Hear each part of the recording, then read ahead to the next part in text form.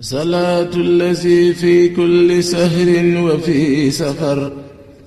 هماني هلا ماهن ما الأبس والسفر صلاة ginnaaw ñu ngi sant Serigne Touba bu baax a baax kontaan rek lañ def kontaan kese ndax lii moom yëg-yëg bu bari bu kéemtaan biñ ci am moom mënuñu koo wax daal kontaan nañ daal dolli sant Serigne Touba bu baax a baax a baax. tey jii nii ana lan nga jàpp ni murid bi moom la war a taxawee bu ñëwee ci dëkk bu sell bu mel ni Touba. xanaa di jëfe ndigal rek lépp loo xam ne daal sëñ bi tere na ko ñu daal di ci taxaw bu baax a baax ndax ñoo mën a defar dëkk bi lépp loo xam ne daal sëñ bi bëgg na ko ñu daal di ci ñu màggal ci jaam ñibbi ci jaam.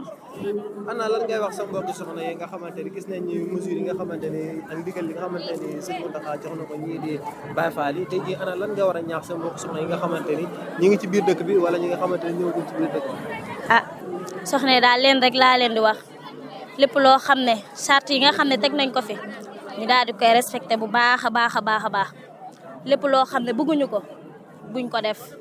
ndax loolu daal mooy li gën si ñun ndax nigam dañoo ñëw rek te loolu sax mooy yoon nigam dañoo ñëw pour ziyaare sëñ bi waaw lu baax rek lañ fi war a def. صلاة الذي في كل سهر وفي سفر